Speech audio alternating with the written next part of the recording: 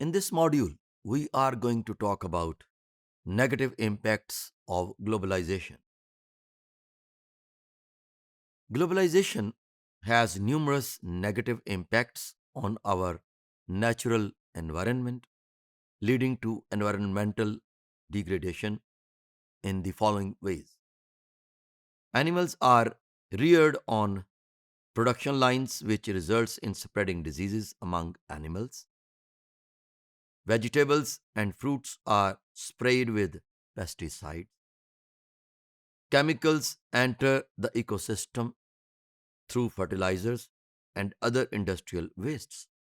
This is how our plant kingdom and animal kingdom are being damaged through different scientific and technological advancements. In the name of globalization, we are really showing something that is irresponsible on the part of human beings.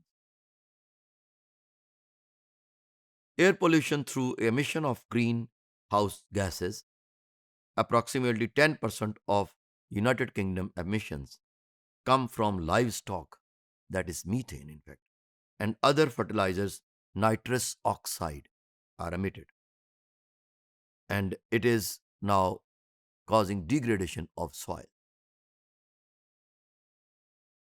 Loss of life and shoreland ecosystem in Lake Naivasha in Kenya is caused due to following human activities. Next slide would be showing you that how that Lake Naivasha in Kenya is causing different types of pesticide pollution, water extraction, population growth due to increased migration of workers, and deforestation. These are all activities, human activities, which are really causing a damage to the ecosystem.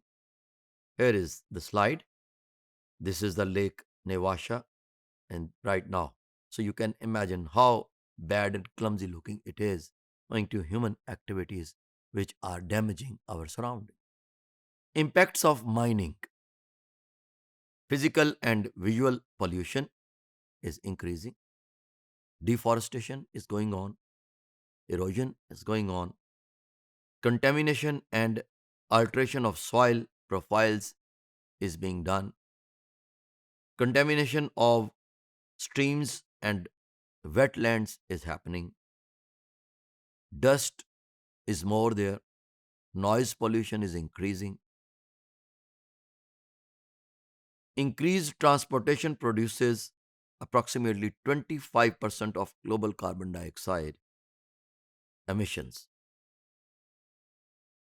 Aviation accounts for around 13% of transport emissions. So if you see that 25% of global carbon dioxide emissions through transportation. So it may be considered as the number two source after United States of American industry. It is number two because 24% was America, and 25% of global carbon dioxide is being emitted through transportation. And then China, you can name number three country. So aviation accounts for around 13% of transport emissions. Shipping transport accounts for 22%. So again, now shipping is taking another position because China is having only 14% of carbon dioxide emission.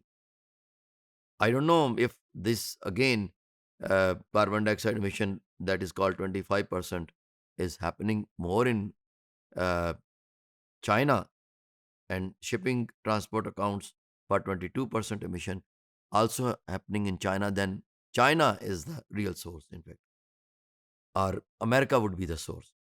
Aircrafts are worse among all as they create more clouds, leading to intensified greenhouse effect. More aircrafts there are for more commercial flights. If we could see that how Emirates operations are happening, it is of a Middle East aircraft and airline. In the same way, the Kennedy Airport is one of the busiest, and one of the busiest airport is in uh, Denmark, and one is in Hong Kong.